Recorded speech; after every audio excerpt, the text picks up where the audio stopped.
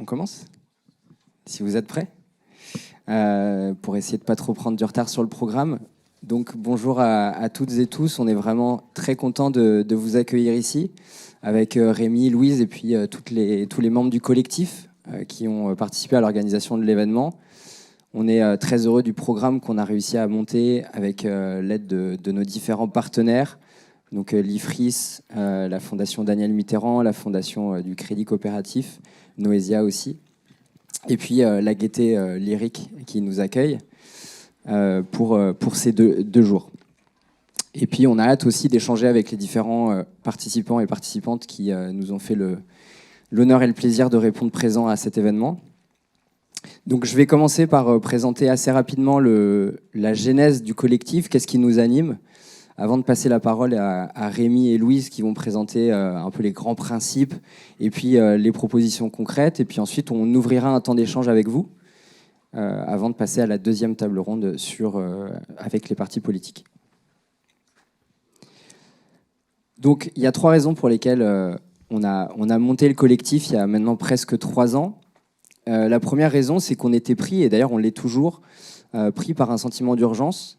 Je pense que c'est important de le rappeler toujours au début des événements qu'on organise actuellement, c'est qu'on traverse une période qui est trouble, à la fois évidemment avec le réchauffement climatique et la perte de la biodiversité, la montée des inégalités et puis la concentration des richesses qui divisent nos sociétés, la montée concomitante des extrêmes droites un peu partout en Europe et en France en particulier. Il y a aussi une défiance démocratique de plus en plus importante envers nos institutions publiques. Et dans tout ça, les partis politiques de gauche, les mouvements progressistes qui peinent à trouver des stratégies pour endiguer ces différents phénomènes. Alors, ces phénomènes, ils ont évidemment des causes qui sont conjoncturelles et structurelles, mais il y en a 2 en particulier qui nous semblent très importantes et qu'on va donc prendre, contre lesquelles on se mobilise, qui sont le capitalisme marchand et le néolibéralisme autoritaire. On va prendre un petit temps pour le présenter. Donc, le capitalisme marchand, c'est à la fois un système économique structuré autour de la propriété privée des moyens de production, ce qui crée un rapport social de domination entre la classe possédante et les autres. C'est aussi une extension de la logique marchande à de plus en plus de sphères de la société. Et puis, c'est aussi et surtout une volonté d'accumuler du capital qui passe par une recherche de profit illimité qui se fait au prix d'une exploitation à la fois du travail et des travailleurs et de la nature. D'un autre côté, cette extension de la sphère marchande et puis du capitalisme en lui-même, évidemment, elle n'est pas naturelle. Elle est construite par des politiques néolibérales qui, depuis plus d'un demi-siècle, sont mis au service de cette extension du marché et du capitalisme, comme l'a montré Anne-Laure Delatte, qui va intervenir cet après-midi dans la table ronde qui sera dédiée à l'économie. Et cette extension du marché, évidemment, elle ne se fait pas de manière simple et elle peut provoquer des tensions au sein de la société qui obligent l'État, et c'est pour ça qu'on utilise le qualificatif d'autoritaire, qui oblige l'État à s'opposer aux différentes mobilisations sociales qui s'opposent à l'extension de la logique marchande, comme les exemples, par exemple, des Gilets jaunes ou la séquence actuellement qu'on est en train de vivre avec les agriculteurs en témoigne. Bien, une fois qu'on a posé ce contre quoi on se mobilise, il faut maintenant expliquer ce pourquoi on se mobilise. Il y a tout un ensemble d'initiatives écologiques, sociales, démocratiques qui existent depuis plusieurs années où on creuse la question. On a lu beaucoup de théories, on a rencontré beaucoup d'initiatives, mais on a toujours été un peu frustrés puisqu'il n'y en a aucune qui nous semblait créer un système, un contre-modèle qui soit cohérent. Et c'est ici qu'interviennent les communs. Ça, c'est la deuxième raison pour laquelle on a fondé le collectif, c'est qu'on est intimement convaincu que les communs représentent une voie féconde, désirable, réaliste, pour proposer un vrai contre-modèle au capitalisme marchand et au néolibéralisme autoritaire. Les communs, qu'est-ce que c'est ? Quelques petits éléments de définition. Donc les communs, c'est d'abord tous ces ensembles de ressources dont la propriété est partagée, qui sont gérés par des communautés qui mettent en place leurs propres règles. C'est aussi de plus en plus d'initiatives à travers le monde qui font vivre les communs au quotidien. On pense par exemple aux communs naturels comme les forêts en Suisse, on pense aux communs urbains comme les centres autogérés à Barcelone ou les habitats coopératifs à Bruxelles. C'est aussi les communs numériques comme Wikipédia ou les communs de la connaissance comme les semences libres. C'est aussi les communs sociaux comme les monnaies locales. Et c'est enfin des communs entrepreneuriaux comme le supermarché La Louve ou par exemple d'autres sociétés coopératives d'intérêt collectif des licornes qu'on va entendre pendant ces 2 journées. Les communs, c'est troisièmement, au-delà de ces initiatives, de plus en plus de mouvements qui s'en revendiquent. Depuis 2009, où il y a eu l'écriture et la publication du manifeste pour la récupération des biens communs au Forum social mondial de Belém, jusqu'à l'année dernière à Sainte-Soline, les mouvements sociaux se revendiquent de plus en plus des communs. À Sainte-Soline, par exemple, la Confédération paysanne arborait des t-shirts où il y avait écrit « L'eau est un commun, protégeons-la, partageons-la », ce qui pour moi témoignait vraiment de la pénétration du concept de commun au sein des mouvements sociaux. Et puis, quatrièmement, les communs, c'est aussi, et peut-être surtout, selon nous, un projet de transformation de la société. C'est notamment ce qu'on avait porté il y a 2 ans, quand on avait publié une tribune dans Le Monde, qui avait été signée par plus de 400 personnalités et commoners.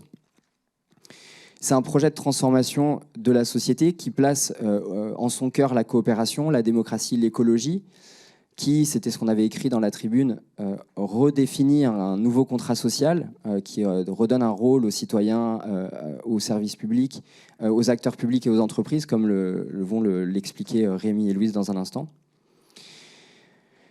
Et bon, si vous me direz si les communs, c'est aussi génial et ça permet d'avoir de la démocratie, de la solidarité, de l'écologie, pourquoi c'est pas plus diffusé ? Pourquoi les médias s'en saisissent pas autant ? Pourquoi les partis de gauche s'en saisissent pas plus ? Pourquoi les gouvernements mettent pas plus en place des politiques favorables aux communs ? Ça, c'est vraiment des questions qu'on va essayer de traiter pendant ces 2 journées. Et c'est des questions qui ont aussi animé la création du collectif, puisqu'on s'est dit, il faut essayer d'y répondre. Et jusqu'ici, c'est la 3e raison pour laquelle on a créé ce collectif, c'est que jusqu'ici, on s'est rendu compte que les stratégies politiques qui avaient été mises en place par le mouvement des communs nous semblaient insuffisantes, même si elles avaient énormément de mérite, qu'il est très important de rappeler ici. Schématiquement, il y avait 2 attitudes, notamment vis-à-vis de l'État, que le mouvement des communs a pris jusqu'ici. Il y a une stratégie plutôt de fuite, où l'objectif, c'est de créer les communs dans les interstices du système, par le bas, de manière rhizomatique, en créant une archipel d'initiatives qui, au mieux, collaborent avec les pouvoirs publics à l'échelle locale. Ça, c'est la première stratégie. Et puis la deuxième stratégie, qui est plutôt une stratégie de dépassement de l'État, où l'objectif, c'est de créer des nouvelles institutions politiques pour dépasser, faire dépérir l'État. C'est notamment les propositions qui sont faites par Dardot et Laval. On est impatient d'entendre Pierre Sauvêtre qui parlera de tout ça dans la table ronde dédiée cet après-midi. Et du coup, entre ces 2 stratégies de fuite et de dépassement, on s'est dit il manquait une troisième stratégie qui prenait à bras-le-corps la question de l'État, de sa transformation et des stratégies pour y parvenir. Donc ça, c'est vraiment la 3e raison pour laquelle on a monté le collectif, c'est d'essayer de répondre à cet enjeu-là. On a monté ce collectif pour prendre à bras-le-corps cette question. Et depuis 3 ans, on tente d'élaborer des principes politiques dont vous parlez maintenant Rémi, et puis des manières de les mettre en place, comme va en parler Louise. Et puis ensuite, on ouvrira la discussion avec vous. Je te passe la parole, Rémi. Merci Sébastien. Merci à tous d'être là aujourd'hui. Je vais tenter de vous dire quelques mots de notre projet politique, ou en tout cas de notre proposition, et de ce pourquoi on est là aujourd'hui et ce qu'on essaie de mettre en débat avec vous. Et donc, dans la continuité de ce que vient de dire Sébastien, il est important de comprendre que ce qui nous porte, c'est une conviction, c'est ce que disait Sébastien, hein, c'est qu'il manque aujourd'hui une stratégie de transformation de l'État. Et on pense qu'on ne peut pas se permettre de faire abstraction de cette stratégie, on ne peut pas refuser de la penser. Et quand je dis « on », je parle de nous, mais je parle plus globalement du mouvement des communs. Et on pense que ce mouvement des communs ne peut pas refuser de penser cette transformation de l'État. Pourquoi ? Parce que ce qui a fait la force de l'offensive néolibérale, si on peut la nommer ainsi, c'est justement qu'elle a su faire de l'État une arme pour organiser la société autour du libre marché, du productivisme et du consumérisme. Donc à partir de normes et de principes généraux qui visent à garantir que les systèmes économiques... Enfin, ils ont mis en place des normes et des principes généraux qui visent à garantir que les systèmes économiques vont prendre la forme du marché libre et non faussé. Donc à partir de là, le néolibéralisme a pris soin de transformer minutieusement, et ce depuis plusieurs dizaines d'années, l'État au sens large. Et en premier lieu, pour que l'État organise le libre marché, donc via des règles, des dispositifs juridiques, des accords internationaux, des institutions, des systèmes. Donc ça, c'est le premier point. Et le deuxième point, c'est qu'il y a eu un remodelage du fonctionnement des institutions et des pouvoirs publics. Et là, on peut parler de ce que tout le monde connaît ici, du nouveau management public, du New Public Management, qui a appliqué les préceptes libéraux à l'organisation des administrations publiques et des pouvoirs publics. On peut par exemple penser à la tarification à l'acte, à la mise en concurrence des services publics avec des services privés, que ce soit les crèches, les EHPAD, les écoles, de plus en plus d'ailleurs les écoles, c'est au cœur de l'actualité, et d'autres. Et on peut également penser à la transformation des normes comptables au sein de la gestion publique avec la LOLF, etc., pour les passionnés de compta public, même s'il y en a quelques-uns dans la salle. Et malgré ces critiques qu'on peut faire au néolibéralisme, il nous semble utile de s'inspirer, toute chose non égale par ailleurs, mais de s'inspirer de la démarche théorique et de la stratégie de mise en œuvre du néolibéralisme pour tenter de la retourner contre lui-même. Donc, on pense qu'on peut penser un cadre institutionnel favorable, non plus au marché, mais à la coopération, au commun. Et ça, c'est ce qu'on essaie de mettre en place avec ce collectif, ou en tout cas, c'est ce qu'on essaie de penser et de développer, c'est ce qu'on essaiera de développer pendant ces 2 jours. Et donc, au-delà de son intérêt stratégique, ce qu'on pense, c'est que cette perspective, elle permet d'enrichir la théorie des communs pour penser le rôle essentiel des institutions politiques dans l'épanouissement des communs. Et ça, c'est modestement ce qu'on tente d'apporter aux théories des communs. Il y a déjà beaucoup de choses, Sébastien l'a dit, beaucoup de stratégies. Nous, on ne s'inscrit pas en faux par rapport à cette stratégie. On essaie simplement d'apporter en plus une réflexion autour des institutions politiques qui vont permettre l'épanouissement des communs. Donc l'objectif, c'est de reprendre le contrôle démocratique de l'État et de la réforme de l'État. Donc pour résumer, notre postulat, c'est que les communs, en pratique et en théorie, ouvrent la voie à la constitution de nouveaux principes généraux, que je vais tenter là de développer rapidement, de nouveaux principes généraux d'organisation de l'État, qui vont nous permettre, potentiellement, d'instituer une société dans laquelle les acteurs auront davantage intérêt à coopérer. Donc ça, c'est un peu c'est les mots-clés qui nous guident aujourd'hui, c'est instituer une société dans laquelle on va avoir davantage intérêt à coopérer que de se mettre en concurrence, ce qui est selon nous pas le cas aujourd'hui. Donc, il faut bien voir, quand on dit organisation de l'État, je précise, on dit organisation de l'État au sens large, ce n'est pas juste l'État central, c'est les institutions publiques, les structures, les cadres réglementaires existants. Et donc, en s'appuyant sur les travaux existants autour des communs, ce qu'on a essayé de faire, donc on a effectivement beaucoup lu, comme nous tous, parce qu'il y a beaucoup de production intellectuelle autour des communs. On a essayé d'observer ce qui se passait sur le terrain, d'échanger avec des commoneurs, des collectifs, des SIG, des fabricats communs, des communs numériques, etc., des tiers-lieux qui se pensent comme des communs. En sont-ils? C'est une autre question. Mais en tout cas, à partir de ces réflexions, de ces échanges, ce qu'on a tenté de faire, c'est d'identifier un premier ensemble de principes qui peuvent constituer, selon nous, une base de discussion entre nous, mouvements politiques, citoyens, désireux de construire une société des communs. Et donc, cette première proposition de principe, elle s'articule autour de 6 principes. Donc là, ça va être un peu théorique. On reviendra sur ces principes en les 2 jours. L'idée, c'est qu'on en discute. Donc, ces 6 principes, c'est les suivants. Premièrement, la démocratie monétaire. Donc, la monnaie est un outil gouverné. Donc là, on se projette dans une société des communs, donc il faut essayer de faire l'exercice d'abstraction intellectuelle. Donc dans cette société des communs, la démocratie monétaire, c'est une monnaie gouvernée collectivement au service de la justice sociale et de la stabilité environnementale. Ensuite, c'est la préservation des ressources. Donc c'est l'idée que les acteurs économiques sont comptables de la préservation des ressources partagées dont ils dépendent et qu'ils affectent dans l'exercice de leurs activités. Troisième principe, la propriété sociale. On pense que les formes de propriété sociale permettent de dépasser les limites de ce qu'on appelle l'ordre propriétaire. Pour le dire simplement, c'est les limites de la propriété exclusive et absolue. Et donc on pense que cette propriété sociale, elle va nous permettre de partager plus équitablement les droits d'utiliser, les droits d'usage, et les droits de gérer les ressources utiles à l'épanouissement humain. Quatrième principe, dont on a déjà un peu parlé, le principe de coopération. Donc la coopération devient un principe d'organisation centrale de l'économie et de la société, en lieu et place de la concurrence. Donc on sort ici d'une société où la concurrence est organisée, car perçue comme l'unique moteur de l'efficacité économique et sociale, pour privilégier des partenariats durables. Cinquième principe, le droit à la contribution citoyenne, qui est un principe assez essentiel selon nous. Tout citoyen est en mesure d'exiger de l'État que celui-ci lui permette de contribuer activement à la production, à la production et à la gestion des ressources et des lieux qu'il concerne. Donc ça veut dire que c'est quasiment un droit opposable en fait. C'est pas juste on a le droit de contribuer et on le fait si possible. C'est-à-dire que le citoyen pourrait demander à l'État, enfin exiger de l'État en lui disant vous n'avez pas mis en place les conditions, enfin, vous n'avez pas réuni les conditions pour que je puisse contribuer. Donc ça veut dire aussi travailler sur l'éducation, l'inclusion sociale pour permettre à tous de contribuer.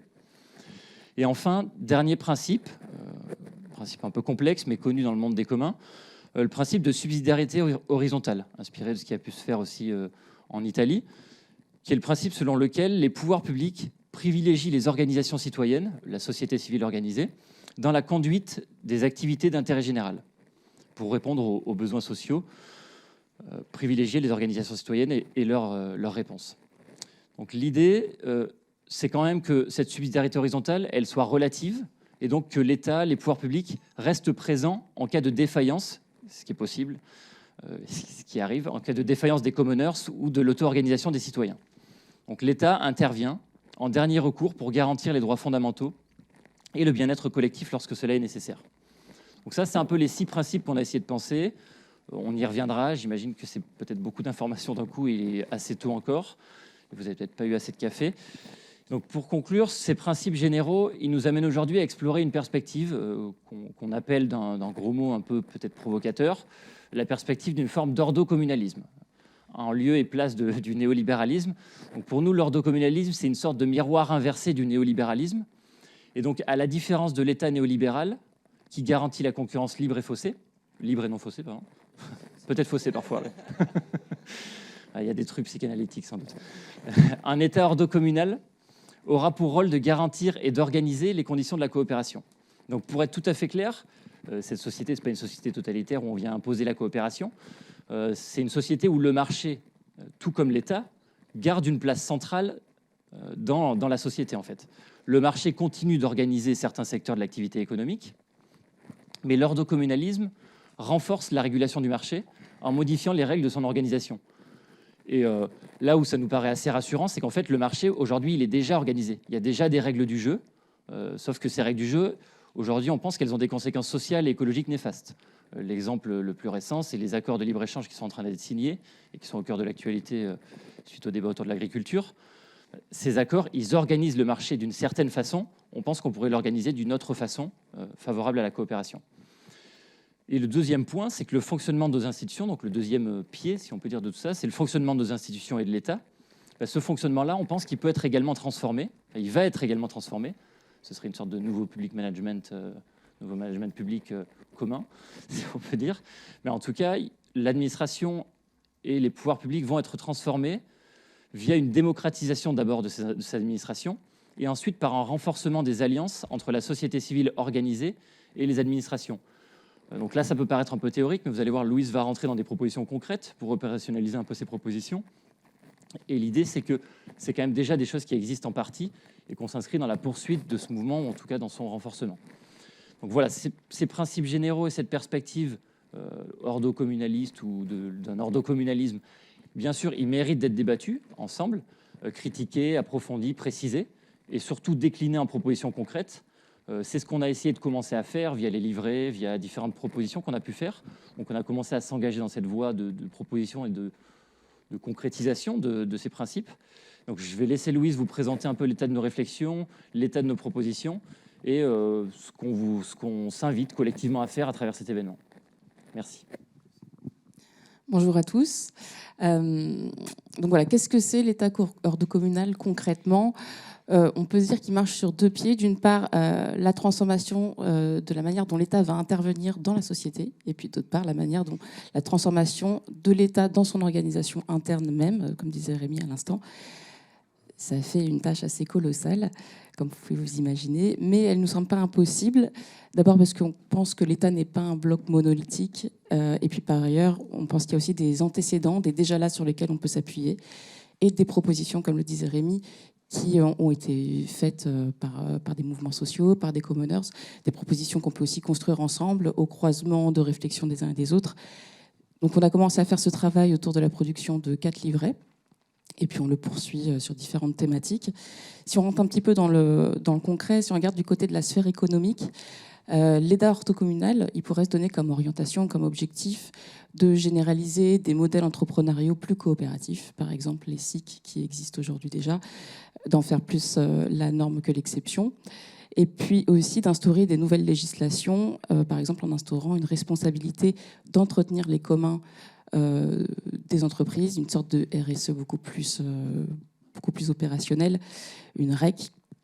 Et donc pour mettre en place ces deux orientations, on pourrait par exemple modifier le Code civil pour faire exister l'entreprise comme un projet collectif qui n'a pas uniquement des finalités de recherche de profit, ni même une simple prise en compte des enjeux sociaux et environnementaux, mais bien une responsabilité à prendre soin des communs qui l'affectent par son activité. Donc une véritable responsabilité de l'entreprise dans ce projet d'une société des communs.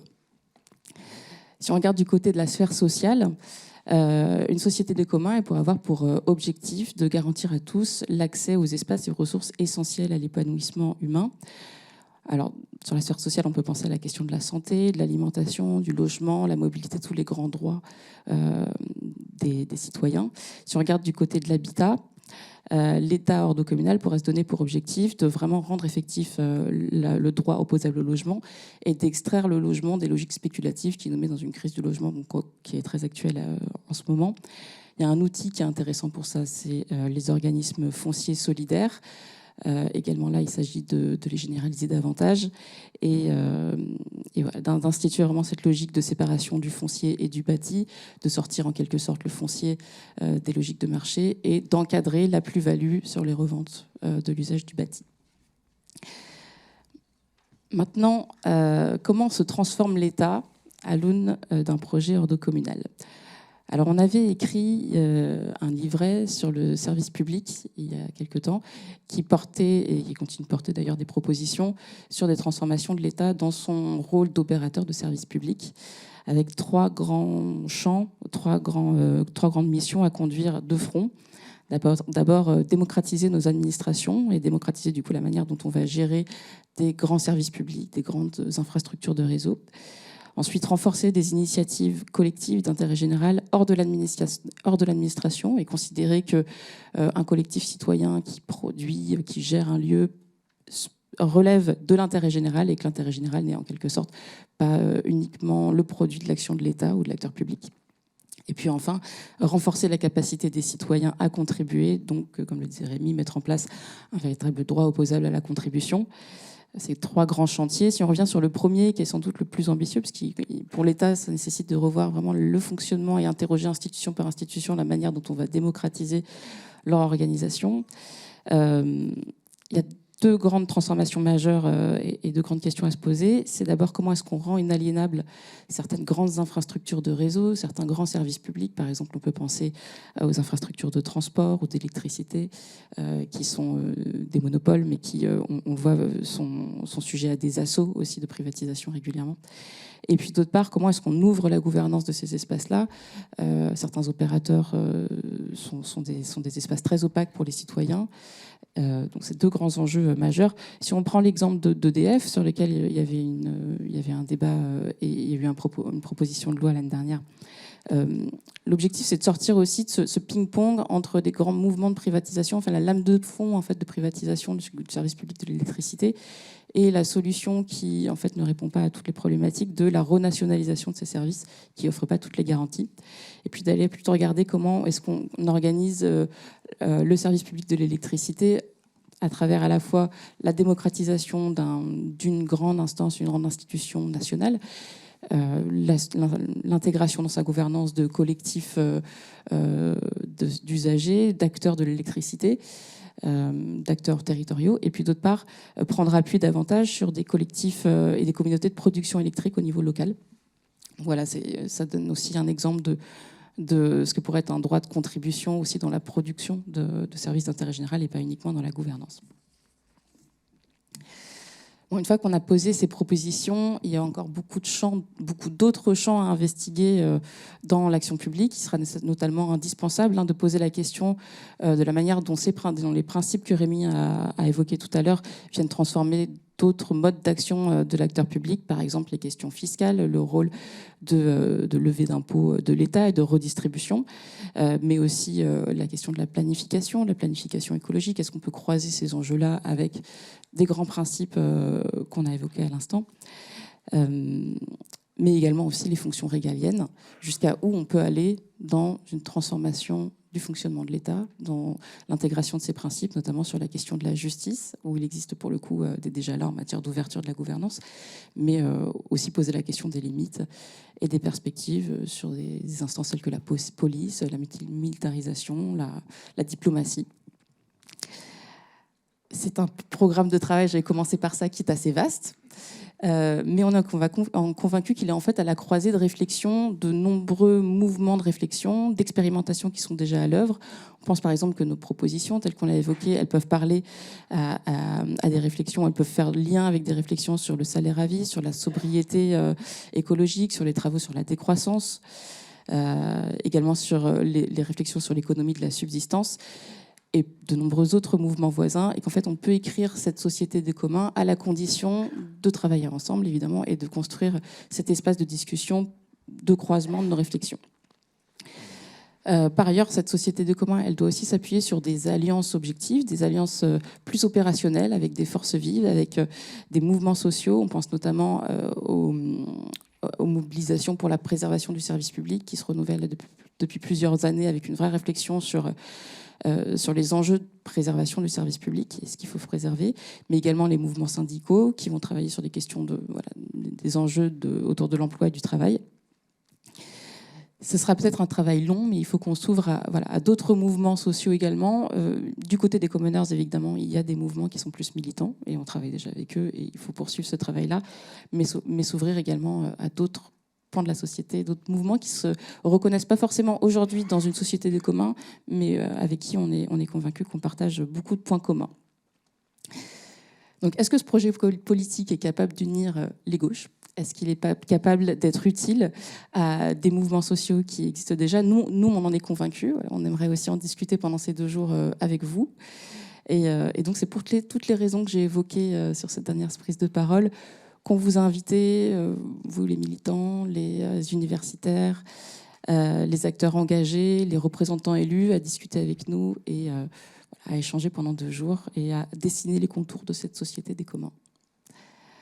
On vous remercie d'être tous là aujourd'hui et on vous propose d'ouvrir ces rencontres avec un premier temps d'échange sur notre première prise de parole et puis ensuite de laisser la parole aux députés qui vont nous rejoindre pour voir comment ces questions rencontrent leur réflexion politique.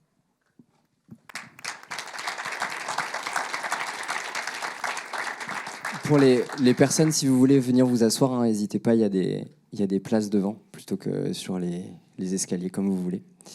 Voilà, on a une petite demi-heure. Donc voilà, pour les prises de parole, on va faire j'ai appris le terme aujourd'hui, une prise de parole zip, et c'est ça, fermeture éclair, où en gros, si jamais une femme souhaite prendre la parole, elle passe devant les hommes, ou en tout cas, ça sera alterné. Voilà, donc n'hésitez pas. On va faire circuler les micros. Ouais. Hervé, tu lèves la main, c'est ça ?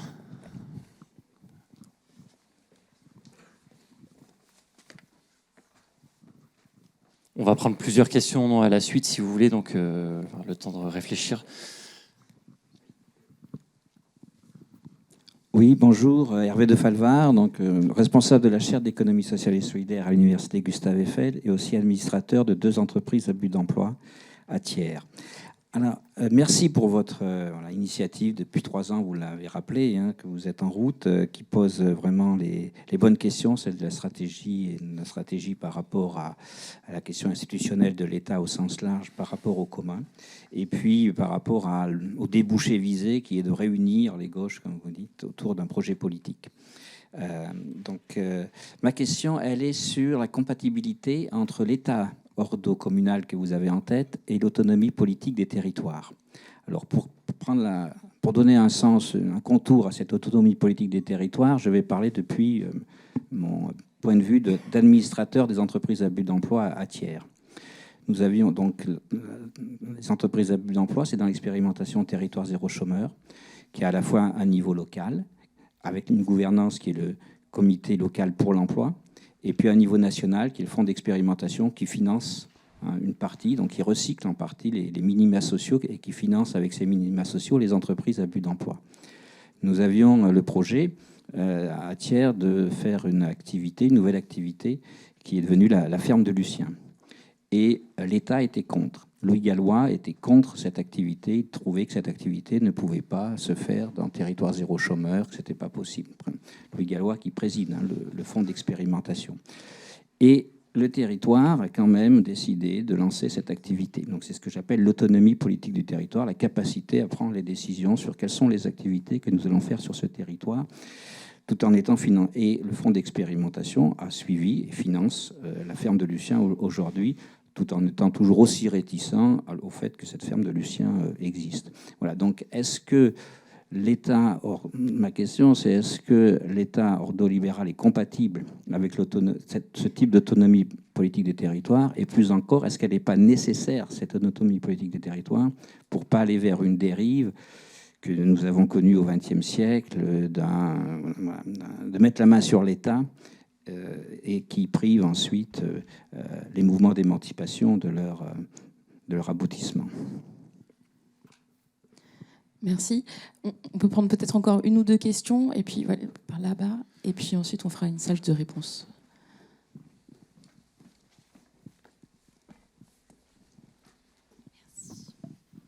Merci. Julie Marceau, WWF et conseillère au CESE, Conseil économique, social et environnemental.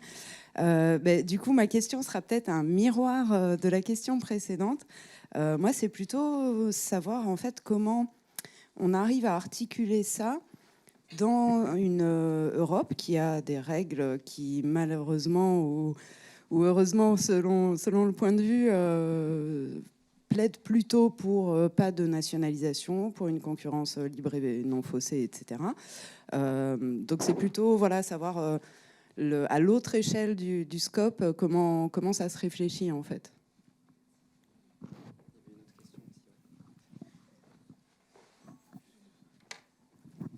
Bonjour, Claire Brosseau, activiste sur les communs, consultante et formatrice sur les communs depuis une dizaine d'années.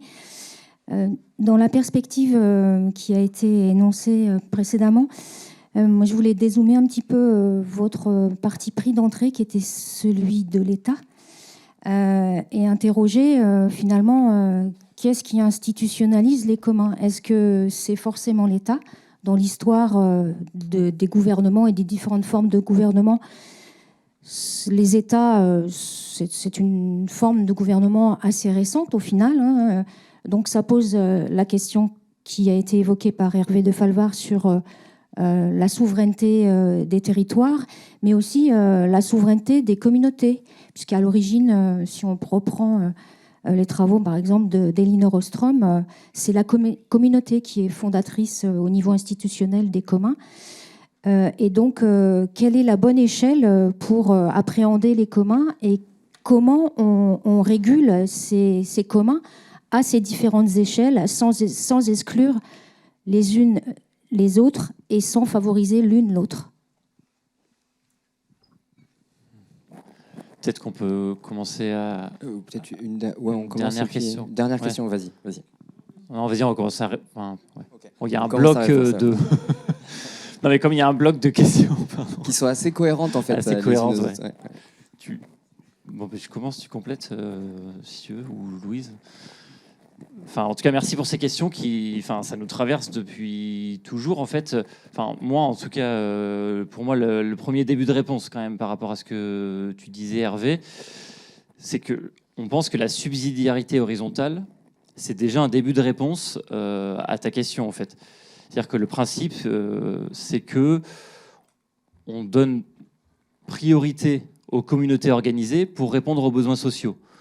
Donc c'est vrai qu'on n'a pas utilisé ces mots, en fait, on aurait peut-être dû davantage les utiliser, mais de concept. Mais il y a un gros enjeu derrière quand on parle de démocratisation de l'administration et de l'État, de décentralisation et de fonctionnement distribué des administrations. Donc ça, c'est un sujet important pour nous. Et on parle beaucoup d'État, effectivement, mais derrière État, on parle aussi de collectivités territoriales, et on pense que ça s'organise à différentes échelles. Ceci dit, ce qu'on voit, en fait, c'est que les communautés, elles ne nous attendent pas pour s'organiser. Donc on ne pense pas, nous, que l'État, en fait, aura pour rôle de normer chaque organisation de communauté. Au contraire, on pense que c'est à l'État de s'appuyer sur les communautés telles qu'elles s'organisent. Donc c'est ça qui change quand même de manière importante.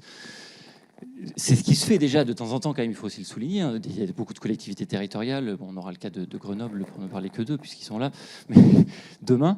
Mais il y en a d'autres. Donc ça se fait déjà à cette échelle-là. Nous, on pense quand même que l'échelle qui est la moins travaillée, c'est justement les échelles d'organisation collective. Hervé, tu le sais, parce que tu as organisé un colloque sur le translocalisme.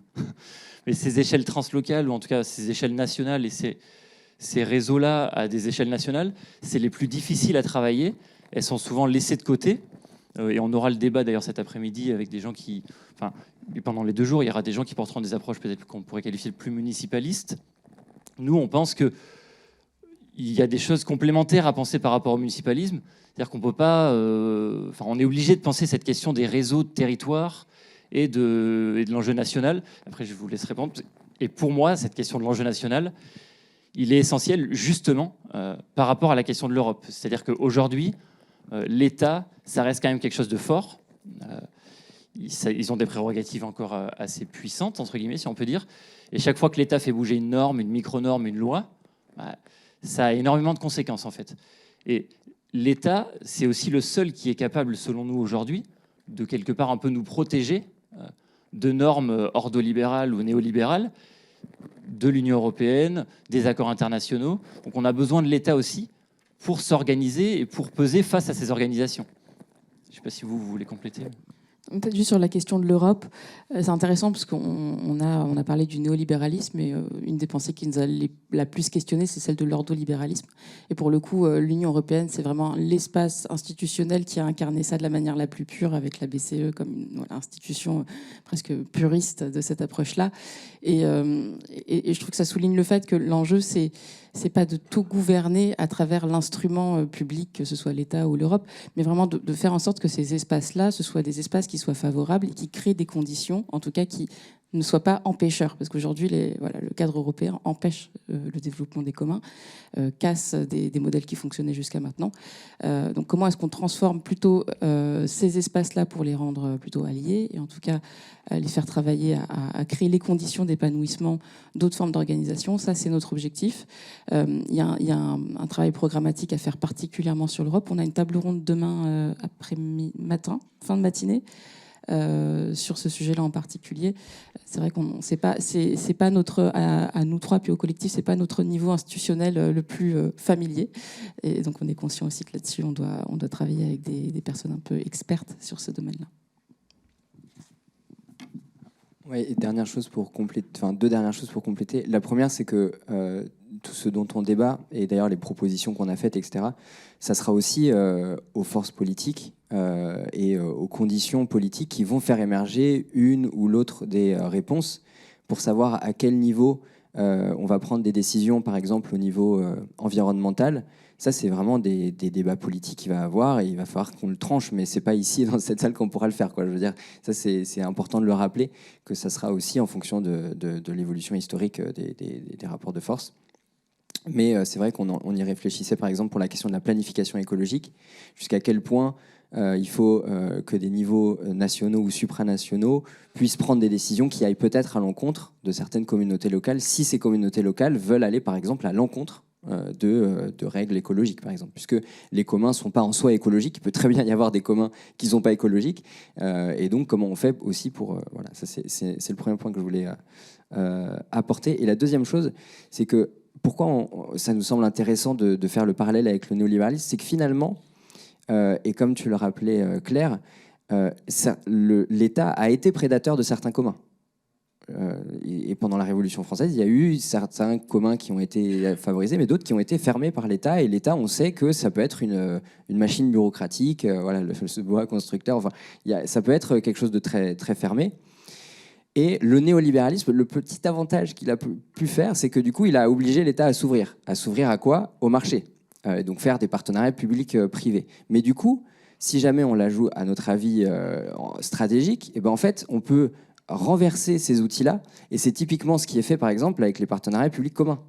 Il y a des partenariats publics-privés qui ouvraient du coup les services publics au marché et à la compétition. Ben, nous, ce qu'on veut faire, en fait, c'est les ouvrir, mais à la coopération. Et donc, du coup, utiliser certains outils pour les mettre non pas au service du marché, ce qu'on disait, mais au service de la coopération. Et donc, du coup, les utiliser, faire une forme de jujitsu politique.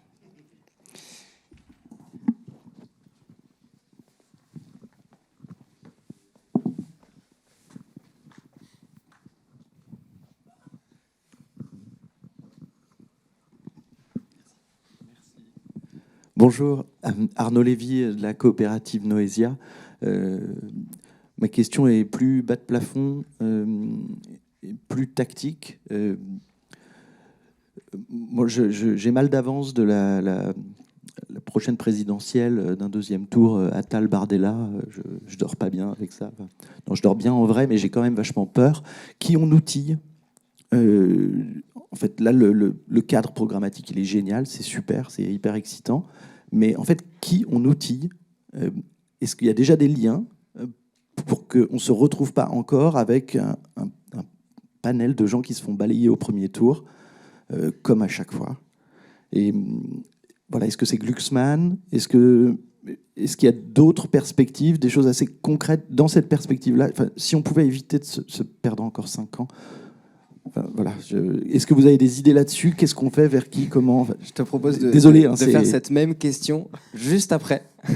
Pardon. À la prochaine table ronde, où il y aura les différents partis politiques. Et je trouve que ça serait une très bonne question à reposer à ce moment-là.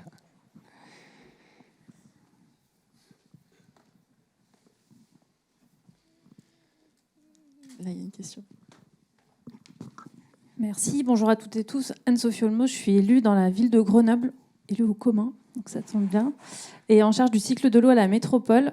Moi, la problématique État-municipalisme, elle m'interpelle beaucoup. Elle me fait beaucoup réfléchir depuis des années. Et il y a quand même un sujet qui, je pense, relie les deux. C'est la question du biorégionalisme et des territorialistes. Pour moi, c'est un peu ça la réponse à la bonne articulation entre l'État et le municipalisme. Voilà, j'aimerais bien avoir l'avis de tout le monde. Est-ce que tu veux développer peut-être que biorégionalisme et territorialiste? Question piège, bien sûr. Alors là, en très peu de temps, le municipalisme, on est très proche du terrain, même voir à l'échelle du quartier, des communes, etc. On s'organise entre nous. On a quand même besoin d'un échelon intermédiaire pour au moins traiter tout ce qui est réseau, qui peut concerner l'échelle plutôt des bassins de vie. Et ensuite, de cet échelon-là, passer à l'État qui, pour moi, devrait, mais bon, c'est ma proposition, avoir seulement les compétences régaliennes et ensuite veiller à ce que les biorégions fassent bien leur mission. Juste un petit mot sur l'Europe. Il y a quand même des sujets sur lesquels on pourrait aller plus loin, mais où la France, entre autres, décide de ne pas aller plus loin, comme par exemple faire payer les pollueurs sur la question de l'eau. Est-ce qu'il y a une troisième question avant qu'on réponde? Oui, Xavier. Sans attendre les prochaines présidentielles. Je suis Xavier Perrin, je suis là en tant que technicien territorial et citoyen. Je travaille à la ville de Grenoble. Mais sans attendre les prochaines présidentielles, je pense qu'on devrait quand même un peu s'inquiéter de ce qu'a été le rôle de l'État en fait, dans l'atteinte en fait, à certains dispositifs de commun, notamment les sections de communes. Enfin, je ne sais pas si demain, dans l'atelier ou tout à l'heure, dans l'atelier foncier, il en sera question, mais en fait, il y a quand même une démarche en fait de profonde dégradation de formes en fait d'organisation en commun dans les territoires. Et donc, j'ai envie de dire, regardons aussi objectivement la situation par rapport à l'État. Moi, je pense que l'échelle territoriale me paraît aujourd'hui, dans les démembrements de l'État, quand même la plus réactive en fait à soutenir les communs. Mais j'attends que des voix de l'État s'expriment pour dire l'inverse. Et il y en a certaines qui vont s'exprimer dans les 2 jours. Peut-être dernière question. Ouais. Oui, bonjour, Alexandre Giraud. Donc moi, je travaille chez Emmaüs Connect. Petite question sur le changement un peu culturel et paradigmatique, en gros, que vous proposez, notamment pour ce qu'on appelle, grosso modo, la société civile, aussi large que ça peut désigner. Donc en fait, vous, c'est par l'État et par en gros, le financement et le changement des modes de financement que vous proposez un changement culturel et on va dire paradigmatique pour toutes les entreprises privées ou toute la société civile que ça implique, et pour que toutes ces structures-là puissent aller vers les communs. En gros, ce que je veux dire, c'est les propositions qui sont de l'ordre financier et de l'ordre de changement de financement, à quel point ça peut diffuser dans l'ensemble de la société. En tout cas, je m'excuse, je m'en profite pour remercier Noésia, quand même, qui soutient le collectif pour une société des communs financièrement. Merci beaucoup. Et s'il y a d'autres entreprises d'ailleurs qui veulent nous soutenir financièrement, n'hésitez pas. Merci. Mais si vous voulez commencer à répondre. Sur la dernière question, si je comprends bien, la question c'est est-ce que comment est-ce qu'on, par l'outil du financement, on crée du changement un peu structurant, c'est ça, dans les modèles d'entreprise qui existent? Ou plutôt, en fait, que je trouvais que les propositions étaient beaucoup axées sur le financement. Et pour autant, pour parler de l'ESS, beaucoup de gens sont proches, a priori, de l'idée des communs. La mise en application est quand même lente, et même le changement culturel qui vient dans la tête des gens, la façon de faire, etc. Est-ce que ça passe uniquement par du financement, ou comment on change? Oui, c'est une bonne question, effectivement. C'est vrai qu'on allait rapidement sur les propositions, mais non, il n'y a pas que l'outil du financement. Il y a des mesures, disons qu'il y a des choses qui sont de l'ordre de la photographie finale, là où on aimerait atterrir, et puis il y a ce qui est du transitoire, en tout cas du chemin pour y aller. On a parlé notamment, par exemple, de l'argent public. Ça, c'est un outil de financement, mais c'est aussi un outil de sanction, entre guillemets. C'est-à-dire qu'on met des conditions à l'obtention de subventions, d'aides d'État, de subventions d'investissement, des conditions de structure d'entreprise, des conditions de gouvernance. Il y a un autre aspect qui est important, c'est celui du développement de la démocratie sociale en entreprise, et donner beaucoup plus de poids en fait à des organisations avec une véritable gouvernance partagée. Et là, il y a un travail à faire de croisement avec les mouvements syndicaux, avec l'organisation syndicale telle qu'elle existe aujourd'hui. Et globalement, l'objectif pour structurer, pour un changement structurant, c'est vraiment d'amener des entreprises et aussi des grandes entreprises à se transformer pour aller vers un modèle de gouvernance participative. C'est pas uniquement développer et soutenir des SIC et des acteurs qui représentent une part en fait assez infime aujourd'hui de l'organisation économique. Ouais. Et en plus, pour répondre de manière un peu pas provocatrice, mais moi je pense que oui. Le financement c'est clé en fait. Et le financement et la contrainte aussi. Concrètement, je pense qu'il y a un vrai travail autour de la contrainte, de la régulation un peu contrainte et du financement. Par exemple, aujourd'hui, les aides d'État, il n'y a pas de contrainte derrière. On en a beaucoup parlé pendant le Covid et suite au Covid. Et donc oui, si on oriente les financements en poussant à la coopération, ça va pousser les gens à s'acculturer. On pense quand même que l'idée d'une acculturation spontanée ou qui passe par des discussions, etc., une acculturation commune, c'est un peu utopique, et c'est pas comme, en tout cas, c'est pas comme ça que le libre marché s'est mis en place non plus.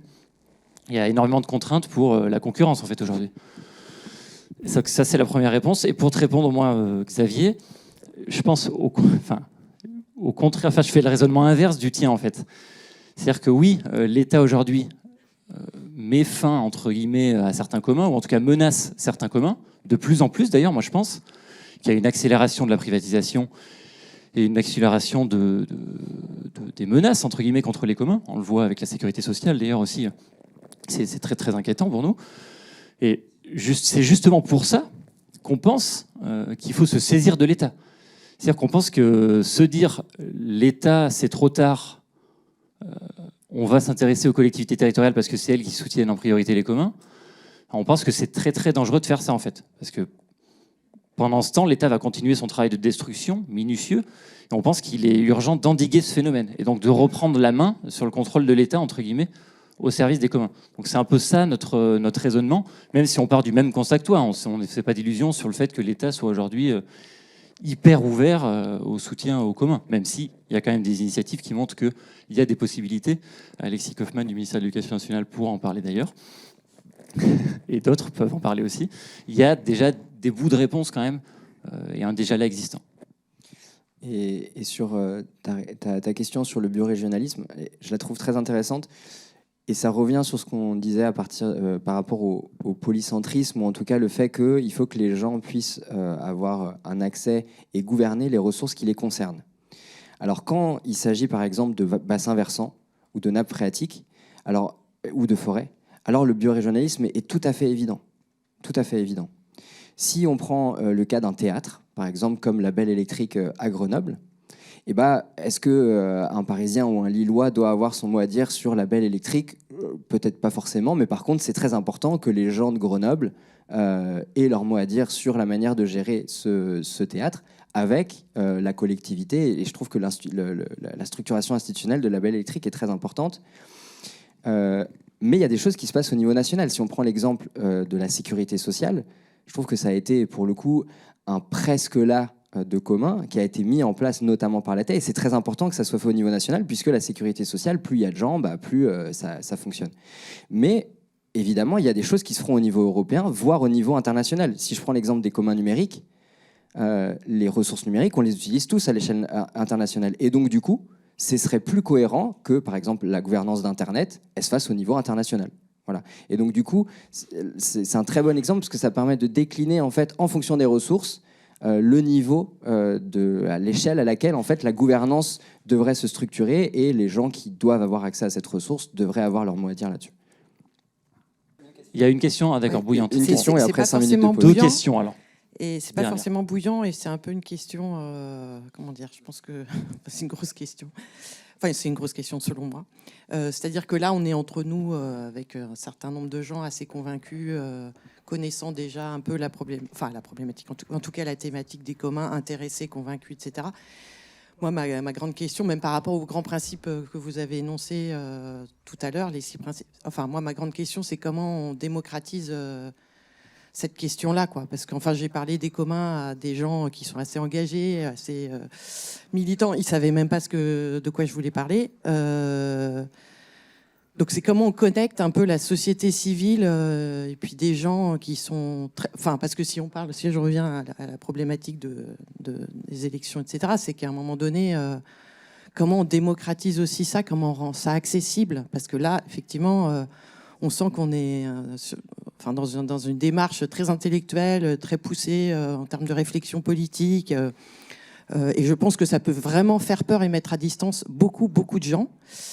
Et ça, pour moi, c'est un enjeu capital parce qu'en fait, on parle de choses très concrètes, de l'eau, de la forêt, de ce qu'on mange, de comment on soigne, comment on éduque nos enfants. Et là, le problème, c'est qu'il y a un mouvement... je crains que ce mouvement-là... tel que là, je le sens depuis que ça a démarré, c'est que c'est très, très hors sol. C'est un peu, je vais être un peu raide, hein, mais je préfère le dire parce que si on ne s'occupe pas de cette question-là, en fait, ça restera hors sol, malheureusement. Enfin, ou ça restera convaincant pour nous, mais c'est tout. Et juste dans ce prolongement-là, comment le démocratiser dans les écoles, de la petite maternelle jusqu'à l'université ? C'est des excellentes questions auxquelles on va essayer de répondre pendant les prochains jours. Il faut aussi voir qu'il y a d'autres collectifs aussi des communs, du mouvement des communs qui peut-être prennent plus à bras-le-corps cette question-là que nous. Et je pense que c'est important de dire qu'on a des perspectives complémentaires avec ces initiatives. Je désespère pas du tout. Il y a des mouvements politiques quand même qui se sont saisis des communs, par exemple à Barcelone, où Ada Colau a gagné l'élection avec ce discours-là, notamment en disant qu'il fallait communaliser le logement, etc. Enfin, je désespère pas du tout. Et la semaine dernière, on faisait un colloque sur les stratégies anticapitalistes. Il y avait un membre représentant, en tout cas, qui venait des quartiers populaires. Je lui ai posé cette question-là, exactement, en disant comment on fait pour que les communs est-ce que les communs, ça résonne avec les quartiers populaires? Il m'a dit, mais vous savez, en fait, du commun, on en fait tout le temps, en fait, dans les quartiers populaires. Et je pense que c'est important de bien comprendre que les communs, c'est pas du tout que théorique, c'est des choses que les gens font déjà énormément. Et que je pense qu'effectivement, il y a un vrai travail d'acculturation. Et il y a un atelier demain qui va être dédié à ça, sur le rôle des médias, par exemple. Et je termine juste sur l'éducation. Pour nous, c'est très important. Dans le livret, par exemple, sur le numérique, on a proposé à ce qu'il y ait une éducation par et pour les communs numériques, où, par exemple, le fait de contribuer à Wikipédia permettrait aux enfants de savoir comment on construit de manière collaborative la connaissance, et puis ça leur permettrait aussi d'accéder à des formes de gouvernance partagée, etc. Donc, clairement, l'éducation, on avait l'idée d'ailleurs de faire un livret qui est dans les cartons sur cette question-là, mais elle répond d'ailleurs à ta question sur l'acculturation. L'éducation, évidemment, c'est un point central. Et il y a des collectifs comme la Fabrique des communs pédagogiques, enfin, je sais que Benjamin Gentil sera là demain, qui travaillent aussi sur comment on peut, dans les écoles, pousser les enfants à fabriquer des outils, du matériel pédagogique, documenter et le mettre en open source. Donc il y a déjà des initiatives. Nous, effectivement, vous nous dites ça, on ne le prend pas personnellement, hors sol. Au contraire, on fait le même constat d'échec que vous. Hein. C'est pas pour ça, on n'abandonne pas. Mais c'est sûr qu'il y a une bataille culturelle à mener. Et clairement, on est en train de la perdre. En tout cas, on ne la gagne pas. Mais il n'y a qu'à regarder. Il y avait des notions dont on parlait beaucoup. L'autogestion. L'autogestion, aujourd'hui, ça fait peur. Enfin, on en parle. Ça n'existe même plus pour les gens, en fait. L'altermondialisme, ça fait peur. Bon, l'anticapitalisme, c'est terrifiant. L'écologie, bientôt, ça fera assez peur. Hein. Voilà, il y a quand même des comment on appelle ça, les Khmers verts, les propos de notre ministre de l'Intérieur, les écoterroristes. Voilà, on perd cette bataille culturelle parce qu'en face, ils sont en train de mener cette bataille culturelle aussi, je pense. Donc nous, ce qu'on dit, c'est ne soyons peut-être pas les gentils de l'histoire. Enfin, il y a clairement une bataille culturelle à mener et elle est difficile à mener. Il faut la faire dans les écoles, partout, dans les médias. Donc on espère que cet événement permettra de la commencer, mais on ne se fait pas non plus d'illusions. C'est sûr que oui, pour l'instant, ça reste théorique et intellectuel. Ce débat théorique et intellectuel, il faut aussi le mener, mais il ira de pair avec une bataille culturelle qui ne se gagnera pas en 2 jours. Pour poursuivre, et puis ça lancera aussi la table d'après, je trouve que ce que ça pose, c'est le besoin de transformer ce travail qu'on a fait, qui pour nous est une première étape pour rendre aussi lisible le projet d'une société des communs, qui est un travail programmatique et qu'on doit continuer à faire, un travail qui permet aussi de faire système des propositions qui existent et de créer quelque chose qui est de l'ordre du corpus cohérent, voilà, de l'ordre du programme. Ça, c'est la première étape qui est sans doute intellectuelle et un petit peu, je dirais pas hors sol, mais en tout cas qui est théorique, effectivement, en partie théorique.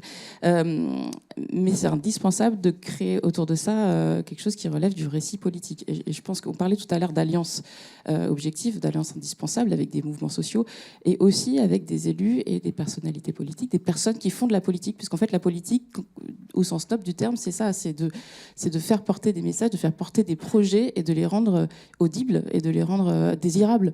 Donc ça pose encore plus fort le besoin de faire du lien avec ces acteurs-là qui sont dans les sphères de la démocratie représentative, qui sont déjà, entre guillemets, dans ce monde-là du politique, et qui, on avait aussi intégré dans nos réflexions au départ du collectif, qui ont été aussi tenus à distance jusqu'à maintenant des communs, parce que ça fait peur, parce qu'il y a cette peur aussi de la récupération, de l'appropriation, de la dénaturation de communautés qui existent et qui malheureusement, aujourd'hui, sont aussi maintenues dans un niveau de survie et de subsistance et qui ne passent pas à l'échelle parce que, à notre sens en tout cas, ce lien, il n'est pas fait.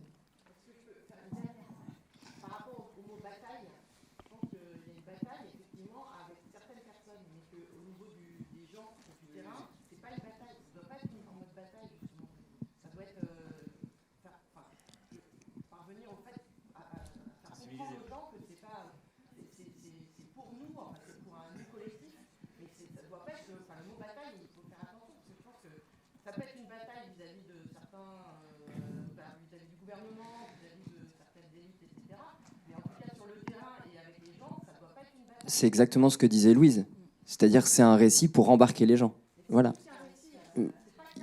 Je sais, mais en tout cas, je suis d'accord avec vous. Mais en tout cas, nous, ce qu'on disait, c'est plutôt bataille contre capitalisme marchand, néolibéralisme. Par contre, évidemment, embarquer plein de mouvements sociaux, comme on l'a parlé, on est complètement alignés. Et ça passe notamment, et pas que, mais notamment par la fédération, en tout cas le récit politique. Et du coup, je vous propose qu'on prenne 5 minutes de pause pour un petit café. Et puis, comme ça, on installe la table ronde avec la prochaine table ronde. Et puis, on lancera sans trop prendre de retard. Oui, ouais, vraiment 5 minutes, le temps d'un café.